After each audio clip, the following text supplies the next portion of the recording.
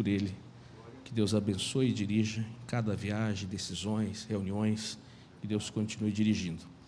Gênesis 4, bem no início ali da Bíblia, a epígrafe diz Caim e Abel, né? O título desse trecho.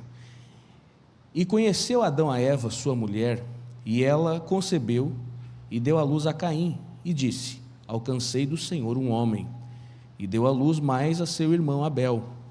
Abel foi pastor de ovelhas e Caim foi lavrador da terra. E aconteceu que, depois de uns tempos, que Caim trouxe do fruto da terra uma oferta ao Senhor. E Abel também trouxe dos primogênitos das suas ovelhas e da sua gordura. E se agradou o Senhor de Abel e de sua oferta, mas de Caim e da sua oferta não se agradou. E irou-se Caim fortemente, descaiu-lhe o semblante. E o Senhor disse a Caim: por que te iraste? Por que descaiu o teu semblante? Se bem procederes, não é certo que serás aceito? E se não procederes bem, o pecado jaz à porta. Sobre ti será o seu desejo, mas sobre ele deves dominar. E falou Caim com seu irmão Abel. Sucedeu que, estando eles no campo, se levantou Caim contra seu irmão Abel e o matou. E disse o Senhor a Caim: onde está Abel, teu irmão? E ele disse: não sei, sou eu o guardador do meu irmão? E disse Deus: que fizeste? A voz do sangue do teu irmão derramado na terra clama a mim. E agora maldito és tu na terra, que abriu a sua boca para receber da tua mão o sangue do teu irmão. Quando lavrares a terra, esta não te dará mais a sua força. Fugitivo e vagabundo serás na terra. Então disse Caim ao Senhor: é muito grande o meu pecado para que possa ser perdoado. Eis que hoje me expulsas para longe da tua presença, e da tua presença me esconderei, e serei fugitivo e vagabundo na terra. Será que qualquer um que me encontrar me matará? O Senhor, porém, disse-lhe: portanto, qualquer que matar a Caim 7 vezes será castigado. Pôs o Senhor um sinal em Caim, para que o não ferisse qualquer que o encontrasse. Saiu Caim de diante da face do Senhor, habitou na terra de Nod, do lado oriental do Éden. Amém, queridos? Vamos orar ainda antes de sentarmos. Senhor, fala conosco ainda mais nesta noite. Queremos ouvir a Tua voz, ser dirigidos pelo Senhor. Agradeço pelo privilégio, a oportunidade. Continua, Senhor, trabalhando em meu coração e na vida de cada um dos Teus filhos, a Tua igreja. Graças te damos em nome de Jesus. Amém. Podeis assentar. Queridos, um texto bem conhecido, uma passagem bem conhecida, embora trágica, porque trata do primeiro homicídio da Bíblia, primeiro homicídio da terra, registrado aqui através de Caim. Infelizmente, uma história que poderia ter terminado diferente. E aí que está o X da questão, onde está a nossa ênfase nesta noite. Caim e Abel nasceram, Adão e Eva já estavam fora do jardim. O versículo 1 que nós lemos ali, 4:1, fala, né? Conheceu Adão a Eva, sua mulher, ela concebeu, deu à luz a Caim, depois deu à luz a Abel. Então nasceram os 2 filhos. Um foi pastor de ovelhas, Abel, o outro foi lavrador da terra. Nesse início do texto, e mesmo posteriormente, não há demérito algum sobre as profissões de ambos. São talentos que o Senhor concede, são habilidades que o Senhor concede. Isso já começa trazendo um aprendizado para nós, que nós não podemos basear a espiritualidade no talento que recebemos do Senhor. Ou seja, não podemos desprezar os talentos dos demais. Não há talentos mais santos ou menos santos. Todos devem ser empregados para a obra de Deus. Ambos trabalhavam, ambos estavam no seu serviço, na sua atividade, angariando os seus recursos, dando conta da sua vida. Não há aqui uma distinção sobre qual é mais santo, um mais santo que o outro. Ambos tinham a bênção do Senhor, ambos tinham a provisão. A Bíblia diz, né? O Senhor abençoa a todos, o sol nasce igualmente para todos. O Senhor dá a bênção para todos. A lei da semeadura rege e alcança a todos. mas tinham áreas diferentes de atuação, tinham uma maneira diferente de agir também, demonstravam já suas particularidades desde o início, os dois filhos de Adão e Eva. Chega no versículo de número 3, depois de uns tempos, depois de um trabalho, não temos aqui a certeza de qual é o tempo exato, mas depois de algum tempo, Caim traz do fruto da terra uma oferta ao Senhor. Parece que aqui já começa a dar um pouco de distinção na maneira como é apresentado. Caim simplesmente traz uma oferta, Abel traz dos primogênitos das ovelhas, da sua gordura. Já parece que tem uma diferenciação na maneira como Abel prepara a sua oferta. Mas no finalzinho do versículo 4 é que já começa a trazer para nós uma compreensão maior sobre o que está acontecendo. O Senhor se agradou de Abel e da sua oferta, mas de Caim e da sua oferta não se agradou. Veja que primeiro é citado o nome da pessoa. Primeiro Deus se agrada da pessoa e posteriormente da sua oferta. Veja que não é simplesmente o que eles estavam oferecendo, o produto da terra, o primogênito dos seus animais, mas principalmente quem e como estava o ofertante, o adorador, a pessoa que está oferecendo o sacrifício. O texto que o pastor Marco Aurélio leu aqui sobre a oferta da mulher pobre, não se tratava do valor monetário, mas o valor sentimental, a diferença que fazia para ela, proporcionalmente para a sua vida. Aqui nesse caso também tem esse sentido. Abel estava trazendo algo que estava lhe custando, fazia parte das suas primícias, dos primogênitos, a gordura que poderia ser separado, e o coração que nós não enxergamos, os seres humanos, mas o Senhor sonda e conhece, lá no íntimo, muito além do que nós poderíamos viver. Então, isso também já aplica, serve para nós pensarmos como está o nosso oferecimento de culto, de sacrifício, de oferta. Primeiro, a minha mente, o meu coração, a minha sinceridade, a minha disposição e disponibilidade em adorar, em exaltar ao Senhor, e depois o que eu oferto. Que às vezes a gente inverte, acha que por dar uma oferta muito bonita, muito agradável, será maior ou melhor do que qualquer outro. Não. O problema aqui não era simplesmente um comparativo entre uma oferta vegetal e uma oferta animal. Não era a matéria da oferta, mas era o ofertante. Como nós precisamos prestar atenção na maneira como nós nos portamos diante do Senhor. E fazer com entrega total. Cada culto, cada momento devocional em casa, cada oferta, dízimo, contribuição, como está a minha mente, a minha sinceridade. Quando Paulo escreve aos Coríntios, ele diz: não faça por obrigado, não faça coagido, mas faça voluntariamente. Isso aplica-se não somente à oferta financeira, mas à maneira como nós nos doamos para a obra de Deus. A gente tem muito cuidado quando vê que alguém, mesmo um líder ou alguém que está envolvido em um departamento, começa a fazer aquilo de maneira forçada, obrigada. É dificultoso.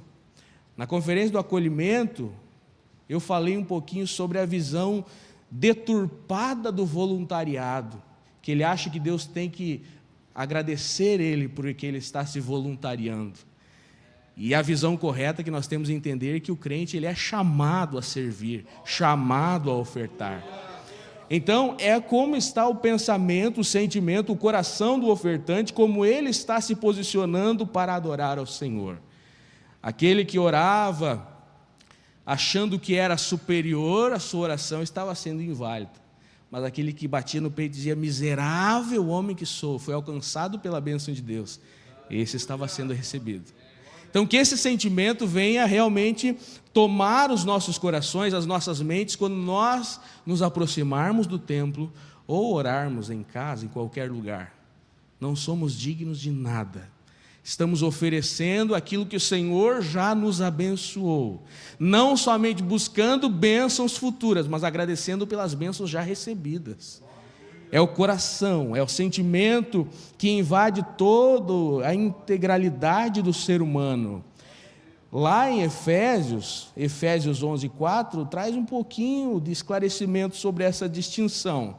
Efésios 11:4 diz assim: pela fé, Abel ofereceu a Deus maior sacrifício do que Caim, pelo qual alcançou testemunho do que era justo, dando Deus testemunho dos seus dons, e por ela, depois de morto, ainda fala. Então foi não simplesmente uma maior oferta, mas foi um maior sacrifício que ele fez pela fé. Um maior esforço empregado, uma maior perca pessoal, negação de si mesmo, sacrifício, pela fé. E isso trouxe sobre ele este título, ou alcançou o testemunho de que era justo, testemunho de justiça. Então não é somente a quantidade, o valor monetário, mas é a fé versus a incredulidade. Uma oferta com fé, outro incrédulo. É a justiça versus a maldade. Um oferta como justo, o outro querendo talvez algo em troca. Coração enganoso do ser humano, mas o Senhor penetra lá no íntimo e conhece.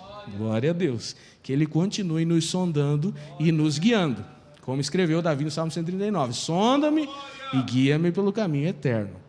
Então, o Senhor aceita primeiro Abel e a sua oferta, mas não se agrada de Caim e da sua oferta. E nesse momento que começa então o trabalhar do próprio inferno na vida de Caim. Irou-se Caim fortemente e descaiu-lhe o semblante. Caim ficou transtornado, não consegue esconder e nem tenta. Talvez nós já presenciamos situações assim, que extravasa aquele sentimento, não consegue esconder, transparece, não dá para disfarçar.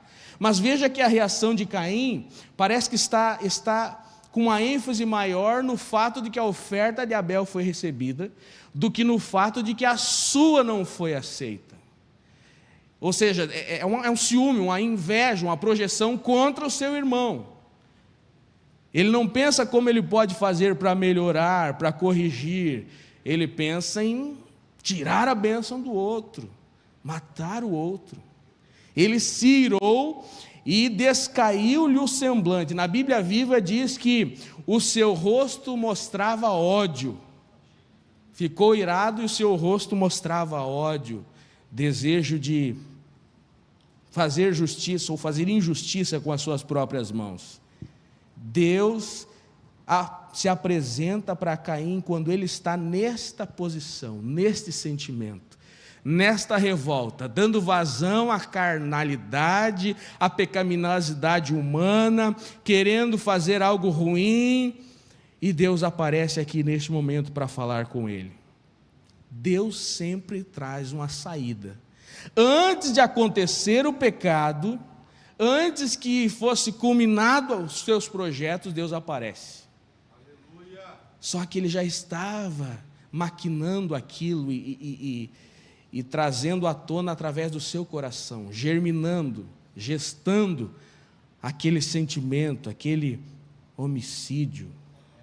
Deus alerta Caim antes da sua queda, e isso serve para todos nós, antes do seu pecado. Versículo 6, o Senhor disse a Caim: por que te iraste? Por que descaiu o teu semblante? O Senhor enxerga além do que nós podemos enxergar. O Senhor vê lá no íntimo e se aproxima dele. Talvez nós no dia a dia, acostumados com os ambientes, conseguimos até disfarçar, mas o Senhor sonda lá no íntimo do coração. E ele se aproxima de Caim para tentar curá-lo. Deus confronta não para punir, para matar, mas para curar, para impedir que ele desse aquele passo em falso. Quantas e quantas vezes o Senhor nos confronta, não para nos jogar no inferno, mas para nos permitir chegar ao céu, para que nós não negociemos o céu por coisas poucas dessa terra. O Senhor se aproxima, fala com Caim, confronta. O confronto de Deus vai exatamente na raiz do problema. Caim, por que você se irou? Por que o teu semblante está descaído, ou está com um olhar, um semblante de alguém que odeia e quer matar? Deus confronta a reação para que ele pudesse se corrigir, pudesse mudar. Talvez ele poderia nesse momento ver o que ele fez de errado para ajustar, para melhorar. Ainda dava tempo, ainda estava na oportunidade. Esse é o momento da encruzilhada da vida, em que Deus usa um profeta, um texto bíblico, um obreiro, cônjuge, para confrontar, e a pessoa fica naquele momento de tomar a decisão. Vai para o precipício ou vira de volta, se coloca aos pés da cruz e chora. Pedro, quando ele estava negando Jesus, o Senhor olhou e ele correu chorar amargamente. O olhar de Jesus que cura. Então Deus confronta Caim antes de acontecer, antes do homicídio, e ele dá uma instrução de como ele poderia proceder. E isso serve como regra para nós, como nós podemos agir quando vêm os sentimentos, os pensamentos. O Senhor diz: Caim, se bem procederes, não é certo que serás aceito? Se não procederes bem, o pecado jaz à porta, sobre ti será o seu desejo, mas sobre ele deves dominar. Deus está confirmando aqui que ele já não vinha procedendo bem, por isso que Deus não se agradou da oferta. Se ele houvesse procedido da maneira correta, estava andando na linha, ia ser recebida a oferta. Então já confirma que ele já vinha numa atitude errante, mas ainda havia a possibilidade de correção. Deus é tão longânimo e dá oportunidade para nos arrependermos. Tantas vezes, Deus explica que ele podia ainda resistir, contrariar, mesmo que a sua oferta não tinha agradado, ainda tinha chance. Ou talvez, não sei, eu posso imaginar que através dessa oferta, o Caim, sabendo que ele já vinha com uma vida errante, ele queria tapar os seus erros com aquela oferta. Talvez já tinha uma intenção ruim, isso é conjectura nossa, mas às vezes, porque isso acontece no nosso dia a dia, às vezes nós tentamos fazer isso, compensar um erro com um agrado, uma oferta. Isso não é correto. Mas não sei se era isso que Caim estava fazendo. O fato é que ele estava na encruzilhada da vida, em que o Senhor está se apresentando para ele, dando uma dica: Caim, o pecado está à porta. Pecado jaz à porta e você precisa resistir. Todos nós andamos no dia a dia e há ao redor tentações, há ao redor portas abertas que o inimigo está ali, prestes a entrar. Primeiro, nós não podemos abrir essa porta para que ele entre, ou nós não podemos entrar por essa porta e tomar as decisões nós mesmos. Quais são as portas? Eu anotei aqui algumas portas que o inimigo está ali: os nossos olhos, as nossas conversas, os nossos pensamentos, os desejos, as amizades, o celular, as conversas. O problema não é simplesmente entender e perceber que existe uma porta e existe uma tentação, mas o problema é abrir a porta para aquilo. Aquele que está ali à espreita, eu dar vazão àquele sentimento, eu abraçar aquele sentimento. Se ele abraçasse, deixasse o desejo pecaminoso tomar conta, seria o seu fim. Como foi depois, teve o seu julgamento, teve as suas consequências, mas ele deveria dominar, ele deveria contrariar. Tem um hino da harpa cristã que diz: tentado não cedas. Tentado não cedas, ceder é pecar. Melhor e mais nobre será triunfar Coragem, ó crente, domina o teu mal. Deus pode livrar-te de queda fatal. Mistério de Deus. Ó, a segunda estrofe. Evita o pecado, procura agradar a Deus, a quem deves no corpo exaltar. Não manches teus lábios com impura voz, defende a tua alma do vício atroz. Hinos cristocêntricos e Bíblia, formados na Bíblia, nos trazem instruções para contrariar o pecado. A tentação é normal, todos temos, mas precisamos resistir, dominar sobre os desejos humanos, sobre a carnalidade. O Senhor instruiu Caim, sobre ele tu deves dominar, resiste, foge. Quando Salomão está escrevendo os provérbios, algumas situações ele manda fugir. Tem coisa que não dá para querer resistir, tem que ir embora. Foge da aparência do mal, foge da mulher adúltera, foge das promiscuidades deste mundo. Deus está alertando a Caim antes da queda, antes de ele cometer aquele deslize, antes de Abel morrer. Deus estava pensando por ambos, salvar o Abel e salvar também a Caim. Mas o Caim não deu ouvidos. O Caim já estava talvez planejando, já tinha deixado a sua mente, o seu coração se deleitar na vingança, no justiçamento, na meritocracia que ele tinha criado no seu coração. E talvez se sentássemos, qualquer um de nós sentássemos com ele, ele teria muitos argumentos, porque é sempre assim. A gente tenta racionalizar e argumentar que nós temos razão, que a culpa é do outro, e foi assim desde que o Senhor foi confrontar Adão e Eva. Ele jogou a culpa para Eva, Eva jogou para a serpente. Nós transferimos, não queremos assumir. Caim poderia dizer: Senhor, me perdoa, eu quero oferecer uma oferta verdadeira, eu quero mudar de vida, eu quero ser uma oferta agradável a Ti e oferecer algo que Te agrade. Mas não, ele já tinha seus argumentos, sua razão, não conseguiu mais abrir mão, ele ignorou o alerta do Senhor. Quantos acabam indo por este caminho? Quantos resistem à voz do Senhor? Que Deus nos ajude, que nós possamos ser canal de bênção para alguém, alertar antes do tropeçar, antes de cair no precipício, para que não aconteça como aconteceu com Caim. Caim chama seu irmão, outras traduções bíblicas dão a entender que ele montou e trouxe ele para o campo. Falou Caim com seu irmão Abel. Então, estando eles no campo, ele se levantou e o matou. Exterminou a vida. Não pensou em corrigir o seu problema, a sua oferta, o seu pecado, mas em matar o outro. Hoje existe um linchamento, especialmente nos âmbitos virtuais.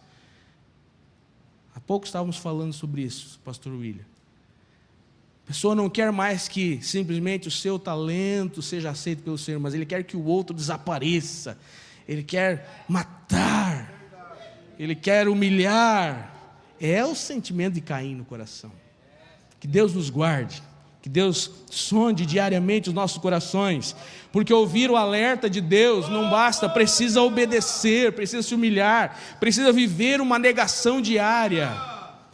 Certa feita em um aconselhamento eu cheguei a esta conclusão junto com o irmão, que ele precisava e ele vivia uma vida de negação, porque o homem carnal era vingativo, ele queria traçar estratégias para derrubar aquele que havia ferido, aquele que pisou no seu calcanhar, ele queria a vingança, e não é fácil nós negarmos essa natureza, mas com a ajuda do Espírito Santo é possível. Dar ouvidos à instrução do Senhor, não ir para o campo quando Deus já falou sobre a porta. Ele está na porta, não vai para lá. Pare, volte atrás, porque depois vem as consequências. No registro bíblico, versículo 7, o Senhor alerta. No versículo 8, Caim vai ao campo e mata o seu irmão.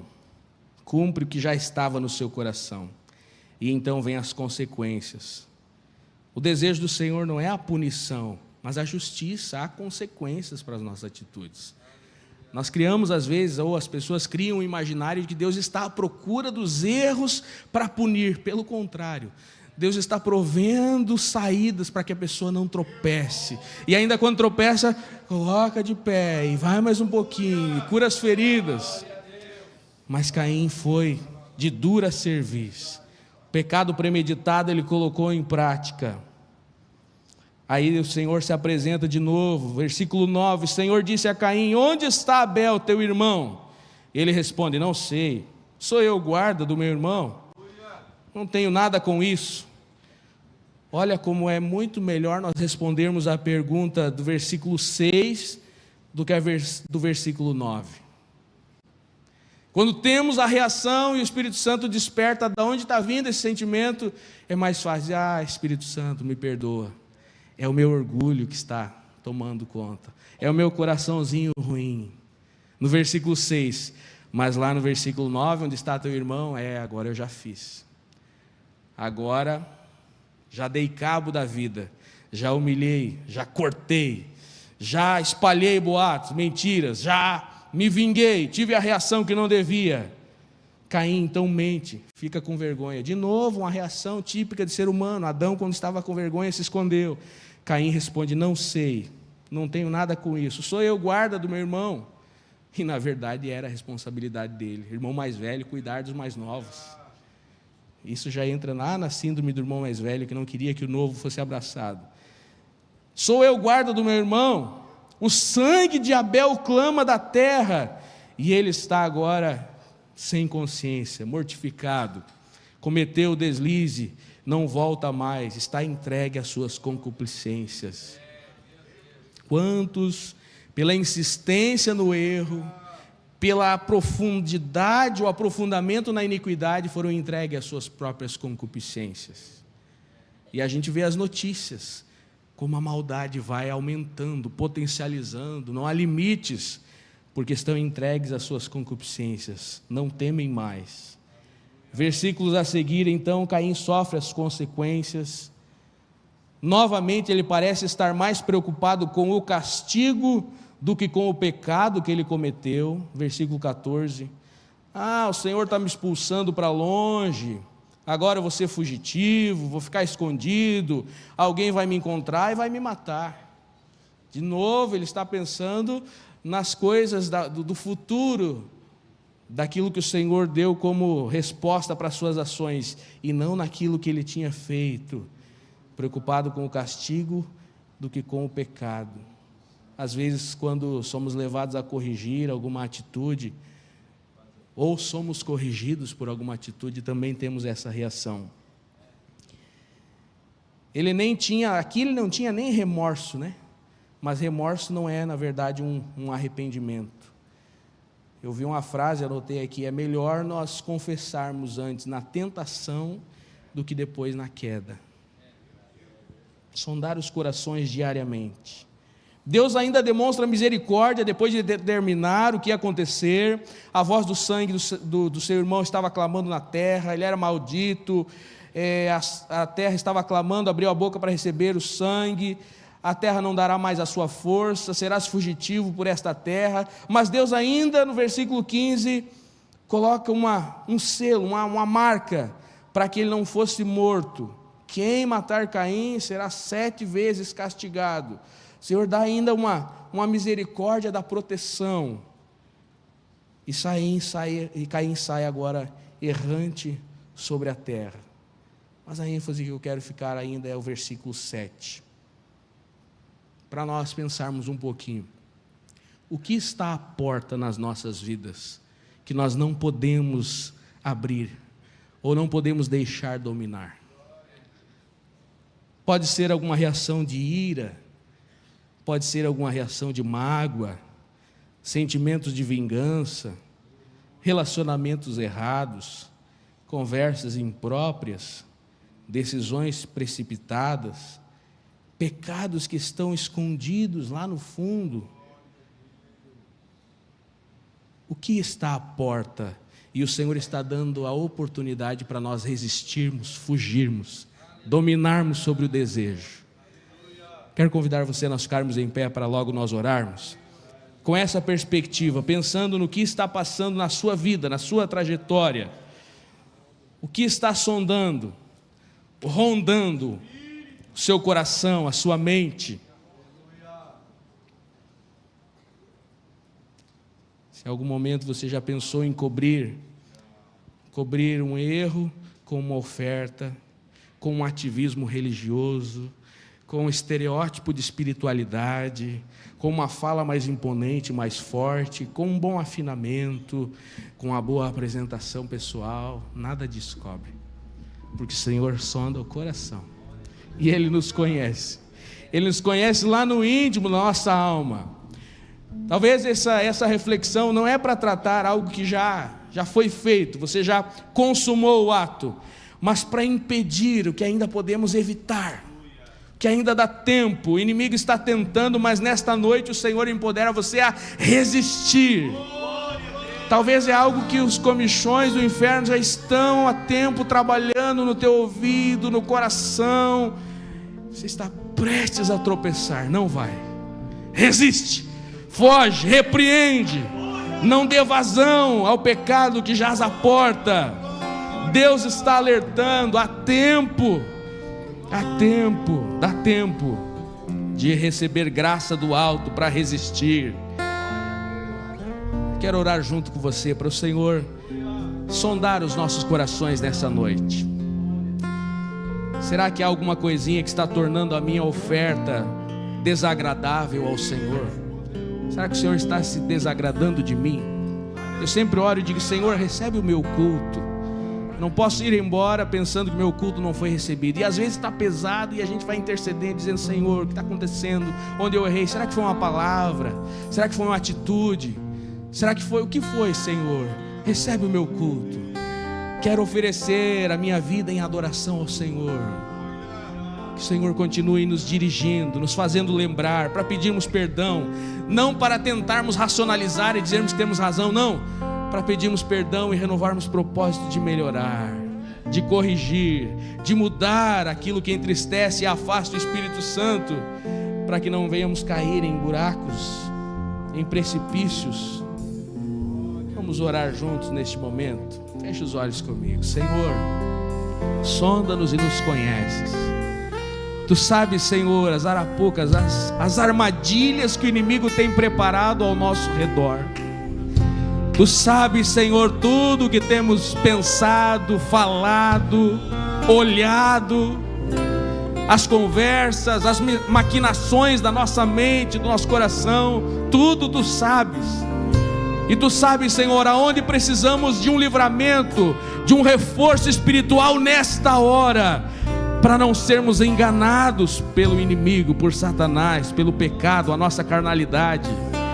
Fortalece-nos nesta noite, para que possamos viver uma vida agradável a Ti, oferecer-nos diariamente em sacrifício, em adoração, e que a nossa oferta seja recebida nos céus, que a nossa vida seja agradável ao Senhor e possamos glorificar o Teu nome em tudo que fizermos, dissermos, pensarmos, nas atitudes, onde andamos, com quem conversamos, nos nossos negócios, em todas as áreas da nossa vida, Senhor, que possamos viver em santidade. Sonda-nos e nos conhece, guia-nos pelo caminho eterno, provê o livramento. Se não estivermos entendendo, Senhor, fala conosco, se aproxima para falar conosco através de um profeta, de uma visão, de um sonho, de um texto bíblico, de uma pregação, de um conselheiro. Não queremos errar, queremos viver uma vida agradável ao Senhor. Não queremos, Senhor, entristecer ao Espírito Santo. Dirige cada um dos Teus filhos, todos